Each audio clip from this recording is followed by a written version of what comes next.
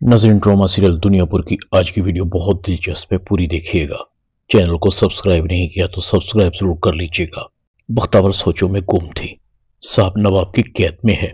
दादी पोती को शादी की पड़ी हुई है। शाहमीर के दिमाग में क्या चल रहा है? अगर शाहमीर के सामने नवाब की बेटी आ गई थी तो उसे कैद क्यों नहीं किया? शाहमीर चाहता तो उसे मौके पर मार सकता था।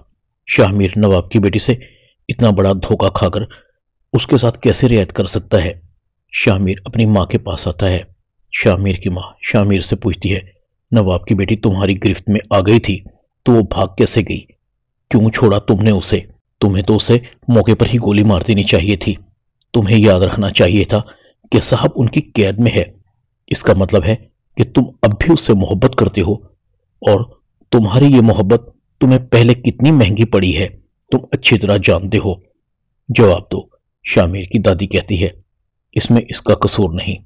इस तरह करने के लिए इसे मैंने ही कहा था। इसने वही किया। इसका रिजल्ट जरूर मिलेगा। आज नहीं तो कल साहब रिहा हो जाएगा, हमारे दरमियान होगा। शामिर अपनी मां को कहता है, अब मैं जाऊं। शामिर चला जाता है। मधिया अपनी दादी को कहती है, शामिर को इसलिए बुलाया था कि आप और ताई मिलकर शामिर से मेरी शादी की बात करती, बजाय इसके कि आप शामिर को कसूरवार ठहराती, उसे दबाव में लाती। आपने तो दूसरी कहानी छेड़ दी, बात का रुख ही बदल दिया। मुझे नहीं लगता कि आप भी मेरी शादी शामिर से करवाना चाहती हैं। मुझे ही अपना रास्ता तलाश करना होगा। दादी मदिहा को बाजुओं से पकड़ती है। जो मैं कर रही हूं वो तुम्हें समझ नहीं आ रहा।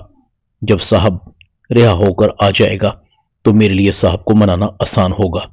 रह गई बात कि शामिर ने नवाब की बेटी को क्यों नहीं मारा, तो फिर सुनो, अगर शामिर नवाब की बेटी को मार देता तो नवाब साहब को मारने में एक सेकंड भी नहीं लगाता।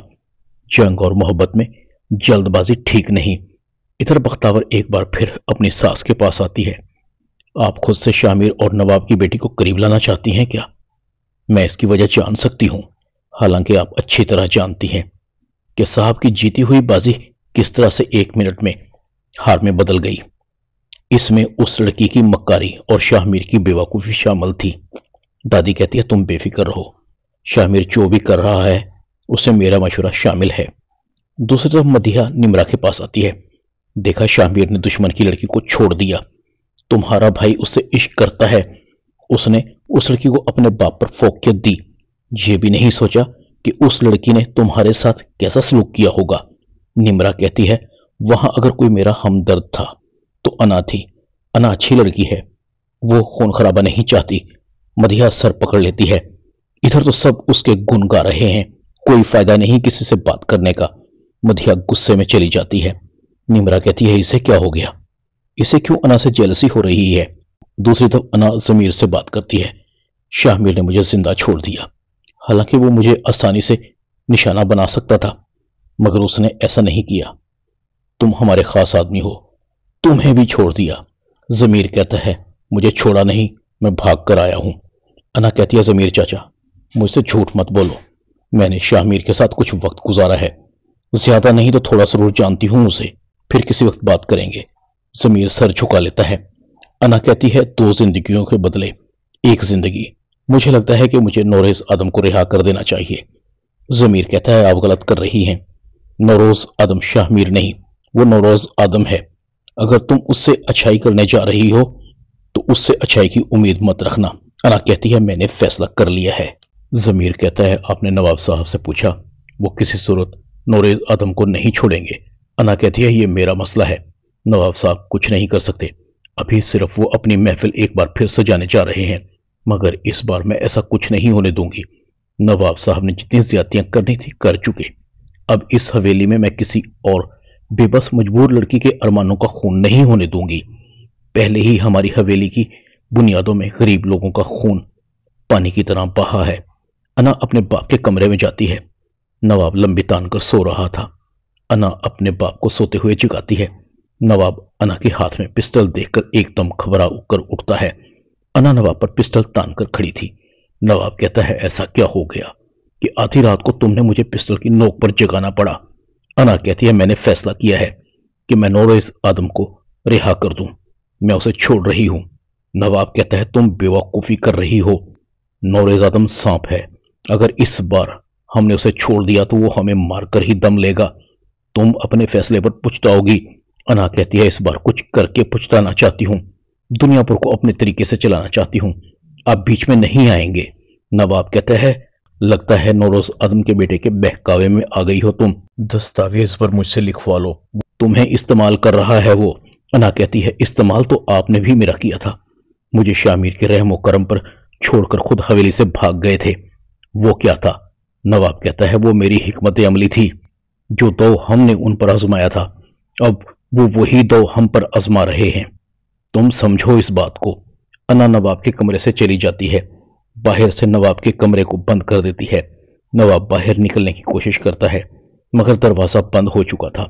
नवाब कहता है, ये लड़की बहुत बड़ी बेवकूफी कर रही है। आई हुई बाजी हाथ से पलट रही है। अना नौरेज आदम के पास जाती है। नौरेज आदम कहता है, क्यों आई हो मेरे पास? अना कहती है, मैंने फैसला किया है कि मैं आपको रिहा कर दूं। नौरेज आदम अना की तरफ देखता है।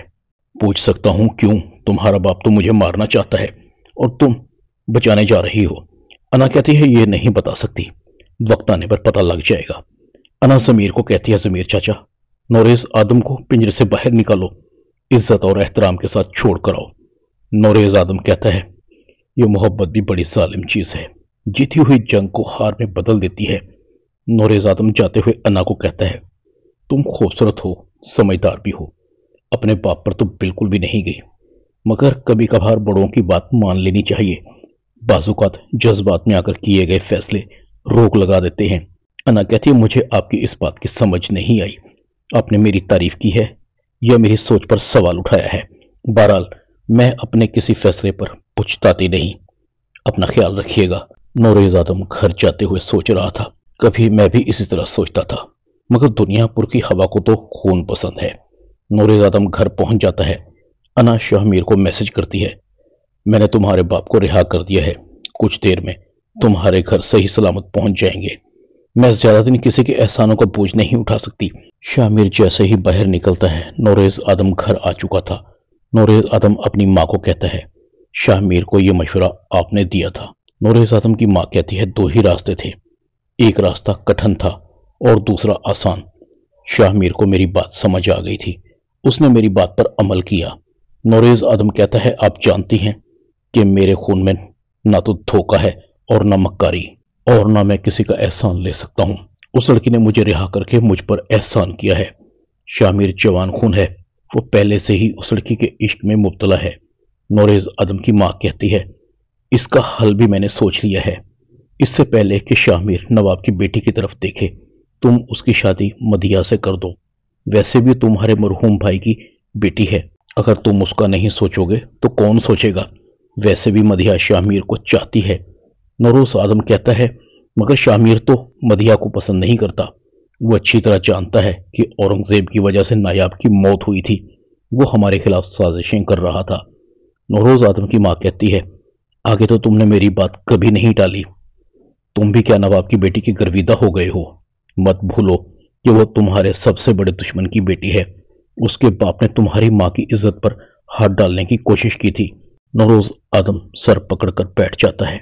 शाहमीर अना को कॉल करता है, तुम्हारा शुक्रिया अदा करना बनता है। क्या तुम मुझसे मिलोगी? सफर वहीं से शुरू करते हैं जहां से खत्म हुआ था। अना भी शाहमीर को कहती है, मैंने तुम पर कोई एहसान नहीं किया, हाँ अलबत्ता उस एहसान का बदला जरूर उतारा है जो कभी तुमने मुझ पर किया था। बताओ कहाँ मिलना है, और हाँ याद रहे कि मेरे और तुम्हारे रास्ते कभी एक नहीं हो सकते। ये ख्याल अपने दिल से भी निकाल दो। इधर नौशाबा निमरा के हथे चढ़ी हुई थी। निमरा नौशाबा से अपनी टांगें दबवा रही थी। नौशाबा कहती है, बहुत देर हो गई है मुझे तुम्हारी टांगें दबाते हुए, अब मैं थक गई हूं, सोना चाहती हूं। सुबह जल्दी भी उठना है। इतनी बड़ी हवेली है तुम्हारी, इसमें झाड़ू भी देनी होती है। सैकड़ों जानवर हैं, उनके बैठने के लिए सफाई सुथराई का इंतजाम भी करना होता है। तुम मेरी इस सजा को कम नहीं कर सकती। निमरा कहती है, अभी से थक गई हो, भूल गई हो तुम मुझसे कितना काम करवाया करती थी। अभी तो मुझे तुम्हें दागना भी है। तुम्हें वो मेरी चीखें तो याद है ना, जब नवाब साहब ने हंटर के साथ मार मार कर मेरे पूरे जिस्म को छलनी छलनी कर दिया था। नौशाबा कहती है, खुदा के लिए तुम मुझ पर इतना जुल्म मत करना। तुम एक अच्छे बाप की बेटी हो, तुम बहुत अच्छी हो, मुझ पर रहम खाओ। निम्रा कहती है, जब जब मैं तुम्हें देखती हूं मेरा खून खौल उठता है। मैंने जो नवाब के घर में ज्यादतियां बर्दाश्त की है ना, तुमने तो अभी उनका आधा भी बर्दाश्त नहीं किया। तुम औरत कहलाने के तो बिल्कुल भी लायक नहीं हो। ड्रामा दुनियापुर में इतना ही। चैनल को सब्सक्राइब कर दें, वीडियो को लाइक कर दें और बेल आइकॉन के बटन को दबाकर ऑल पर क्लिक कर दें ताकि आपको मेरी नई आने वाली वीडियो को नोटिफिकेशन फौरन मिल सके। अपना ख्याल रखिएगा। अल्लाह हाफिज।